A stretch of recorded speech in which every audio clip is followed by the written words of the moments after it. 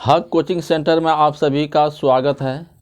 आज के क्लास में हम लोग सामाजिक विज्ञान के अंतर्गत भूमि संसाधन पढ़ेंगे, जिसमें भूमि संसाधन के अंतर्गत हम लोग यह पढ़ेंगे कि भूमि संसाधन है क्या, भू संरक्षण से आप क्या समझते हैं, भू क्षरण क्या है, साथ ही फसल चक्रण से आप क्या समझते हैं, सोपानी कृषि किस राज्य में प्रचलित है। इन सब के बारे में हम लोग विस्तार से इस वीडियो में पढ़ेंगे। तो चलते हैं, आज का क्लास एक नए सिरे से शुरू करते हैं। देखिए, आज का विषय वस्तु जो है यह है आपका भूमि संसाधन। क्या है भूमि संसाधन? सबसे पहले हम लोग यह जाना है कि भूमि संसाधन है क्या। हम भूमि पर निवास करते हैं, हमारा आर्थिक क्रियाकलाप भूमि पर ही संपादित होता है। सभी संसाधनों में मुख्य स्रोत भूमि ही है। क्या कह रहा है कि भूमि संसाधन क्या है? हम भूमि पर निवास करते हैं। हम कहाँ पर रहते हैं? तो भूमि पर ही रहते हैं। हम भूमि पर निवास करते हैं, हमारा आर्थिक क्रियाकलाप इसी पर संपादित होता है। अर्थात हम जो भी काम करते हैं, किसी भी तरह का काम करते हैं तो भूमि पर ही करते हैं। अतः भूमि एक महत्वपूर्ण संसाधन है। भूमि पर हम लोग जो है कृषि कार्य करते हैं। इसी पर पर्वत है, पठार है, नदी है, झील है, तालाब है, जितना भी चीज़ें हैं सब भूमि पर ही होते हैं। इस आधार पर हम कह सकते हैं कि भूमि संसाधन जो है एक प्राकृतिक संसाधन है, जो हमारे लिए अमूल्य उपहार है। तो भूमि संसाधन को एक बार फिर समझ लीजिए। हम भूमि पर निवास करते हैं, हमारा आर्थिक क्रियाकलाप इसी पर संपादित होता है। अतः भूमि एक महत्वपूर्ण संसाधन है। भारत भूमि संसाधन में संपन्न है। क्या कहता है कि भारत जो है भूमि संसाधन में संपन्न है। यहाँ कुल उपलब्ध भूमि का लगभग मैदान कितना है? तो 43% है। मैदान कितना है? 43% है। पर्वत कितना है? तो पर्वत 30% है। और पठार जो है आपका 27% है। क्या कह रहा है कि भारत जो है भूमि संसाधन में क्या है? संपन्न है। यहाँ के कुल उपलब्ध भूमि का 43% मैदान है। कितना प्रतिशत भाग जो है मैदान है भारत में? तो 43% भाग जो है मैदान है। पर्वत जो है 30% है और पठार कितना है? तो 27% है। मैदान जो है हमारे लिए बहुत महत्वपूर्ण है। मैदान पर ही हम लोग क्या कहते हैं, कृषि कार्य करते हैं, घर बनाते हैं, सड़क रोड जितने भी काम करते हैं सब मैदान पर ही करते हैं। पर्वत भी हमारे लिए बहुत ही महत्वपूर्ण है, क्योंकि पर्वत से ही हम लोग जो है मकान बनाते हैं, उसके पत्थरों से रोड सड़क ये सब बनाने में पर्वत का बहुत बड़ा योगदान है। पर्वतों में भी खनिजों के भंडार होते हैं। अब हम देखते हैं पठार भी हमारे लिए बहुत बड़ा उपहार है। पठार जो है खनिजों के भंडार होते हैं। पठार क्या होते हैं? पठार खनिजों के भंडार होते हैं, जिसमें क्या पाया जाता है? जिसमें खनिज, जीवाश्म ईंधन एवं वन संपदा के कोष निहित है। क्या कहते हैं? पठार जो है खनिजों के भंडार होते हैं, जिसमें खनिज, जीवाश्म ईंधन एवं वन संपदा के कोष निहित होते हैं। अब जीवाश्म ईंधन के बारे में समझिए। जीवाश्म ईंधन जो है कोयला, पेट्रोलियम एवं प्राकृतिक गैस, यह जो है जीवाश्म ईंधन है। ये सभी क्या है? तो जीवाश्म ईंधन है। ये जीवाश्म ईंधन जो है पठारों में ही निहित होते हैं। अब हम लोग जो है भू क्षरण किसे कहते हैं? अब हम लोग क्या पढ़ने जा रहे हैं कि भू क्षरण क्या है, या भू क्षरण से आप क्या समझते हैं। तो मृदा को अपने मूल स्थानों से विविध क्रियाओं द्वारा स्थानांतरित होना भू क्षरण कहलाता है। भू क्षरण का क्या अर्थ हुआ? कि मृदा को अपने मूल स्थानों से विविध क्रियाओं द्वारा स्थानांतरित होना भू क्षरण कहलाता है। यह विविध प्राकृतिक कारकों जैसे गतिशील जल, पवन, हिमानी और सामुद्रिक लहरों द्वारा एक प्रकार की मृदा चोरी है। भूक्षरण से आप क्या समझते हैं?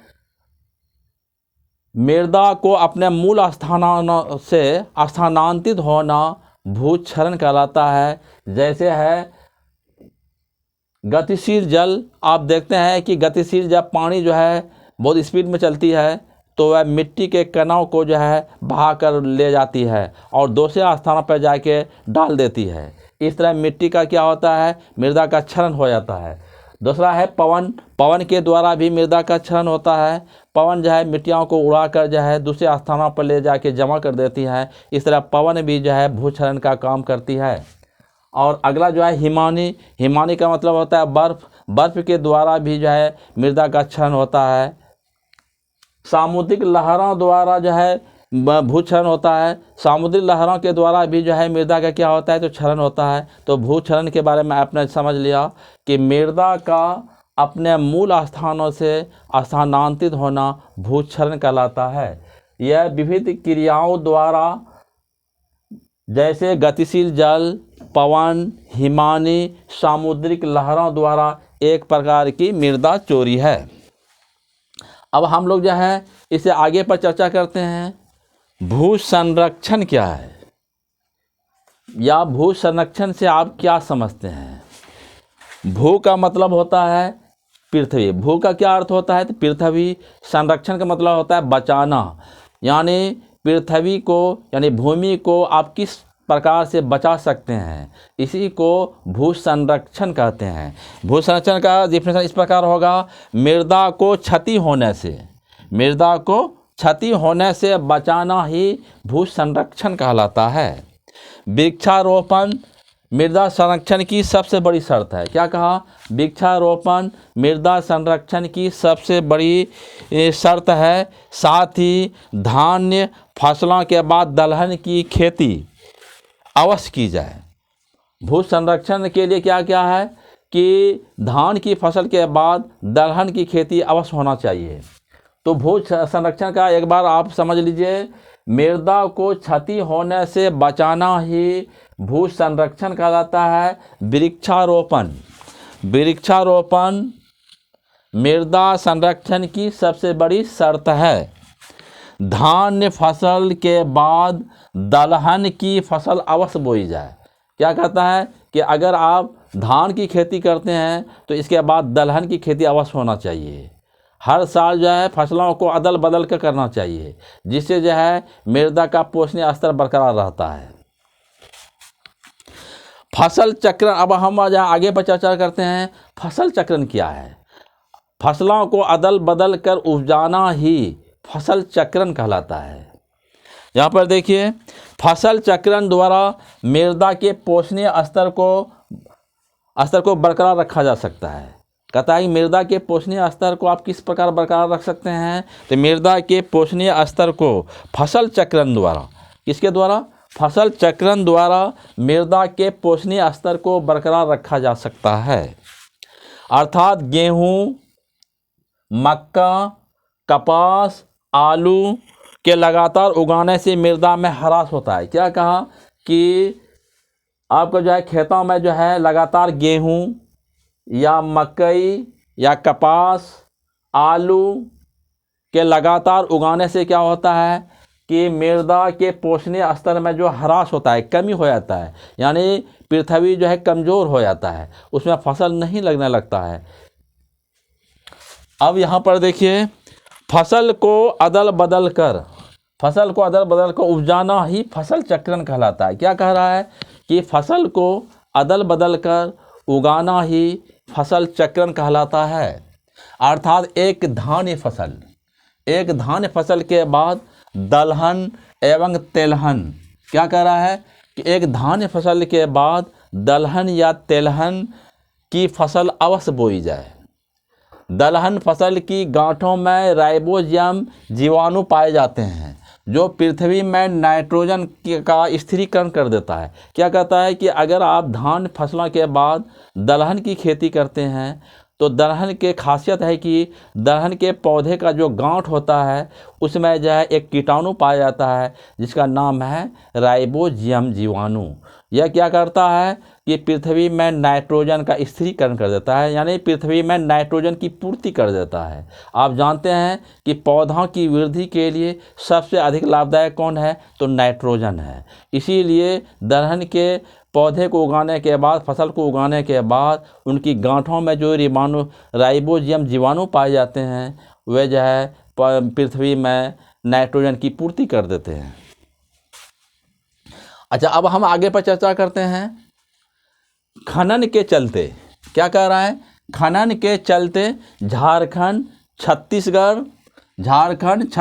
एवं मध्य प्रदेश जैसे राज्यों की भूमि निम्नीकरण हुआ है। भूमि निम्नीकरण का मतलब क्या होता है कि पृथ्वी में जो है जो शक्ति जो है, यानी ह्यूमस जो है वह समाप्त हो जाता है, यानी भूमि जो है कमज़ोर हो जाता है। भूमि का कमज़ोर हो जाना ही भूमि निम्नीकरण कहलाता है। तो क्या कहता है कि खनन के चलते कहाँ की भूमि निम्नीकरण का शिकार हुआ है, तो झारखंड, छत्तीसगढ़, मध्य प्रदेश जैसे राज्यों की भूमि निम्नीकरण हुआ है। खनन क्या है, आप जानते हैं कि झारखंड में, छत्तीसगढ़ में और मध्य प्रदेश में जो है कोयला बहुत ज़्यादा पाया जाता है। कोयले की खानों से कोयला निकाल लेने के बाद खान को खुला छोड़ दिया जाता है। बरसात के दिनों में जब बाहर की मिट्टी को बहा के उस खाइयों में गिरा देते हैं और खाई के अगल बगल का पूरा क्षेत्र कमज़ोर हो जाता है। इसीलिए कहा जाता है कि खनन के चलते झारखंड, छत्तीसगढ़ एवं मध्य प्रदेश जैसे राज्यों की भूमि निम्नीकरण का शिकार हुआ है। इसीलिए चाहिए कि खनन कार्य करने के बाद उस खान को जो है मिट्टी से भर दिया जाना चाहिए। अब देखिए अगला पर चर्चा करते हैं वनोन्मूलन। क्या कह रहा है, वनोन्मूलन के चलते उड़ीसा राज्य, कौन राज्य का, उड़ीसा राज्य की भूमि निम्नीकरण का शिकार हुआ है। वनोन्मूलन के कारण कहाँ की भूमि निम्नीकरण का शिकार हुआ है, तो उड़ीसा राज्य की। वनोन्मूलन के चलते कहाँ की भूमि निम्नीकरण का शिकार हुआ है, तो उड़ीसा राज्य की भूमि निम्नीकरण का शिकार हुआ है। पशुचरण के चलते, क्या कह रहा है, पशुचरण के चलते गुजरात, राजस्थान, मध्य प्रदेश और महाराष्ट्र जैसे राज्यों की भूमि निम्नीकरण हुआ है।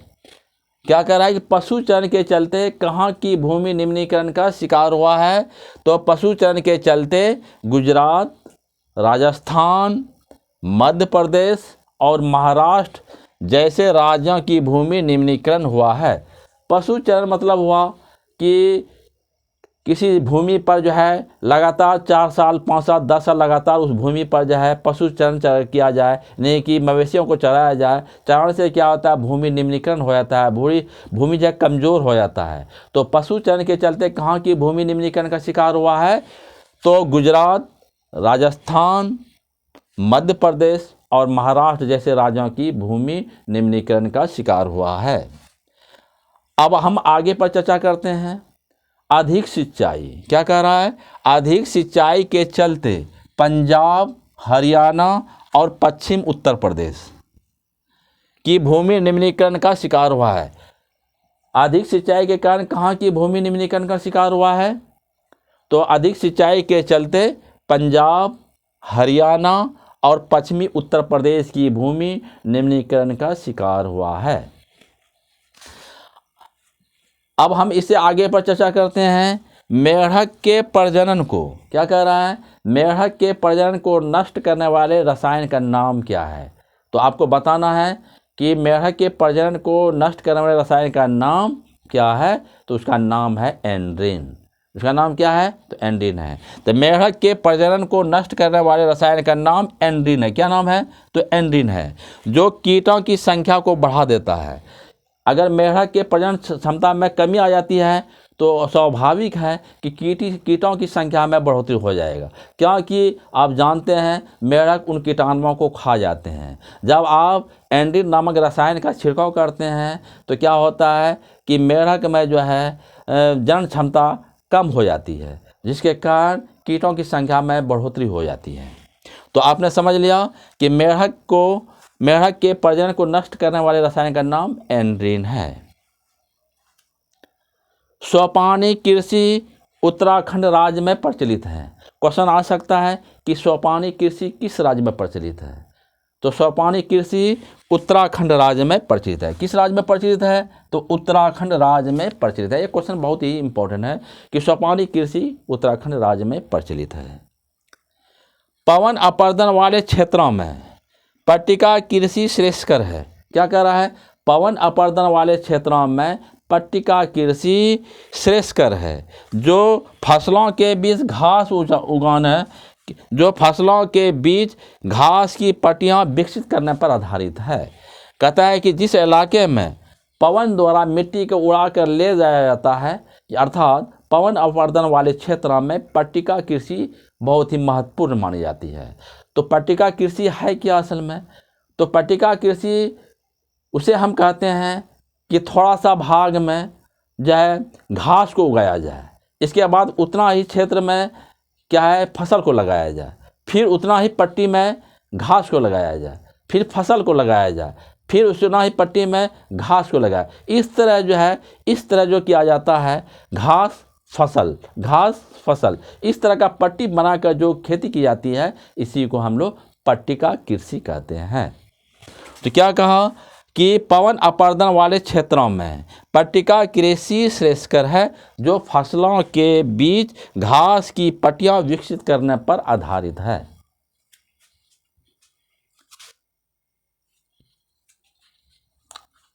अब हम लोग जो है आगे चर्चा करते हैं कि भूमि संसाधन के क्या उपयोग है। तो आप जानते हैं कि भूमि संसाधन के उपयोग निम्न हैं।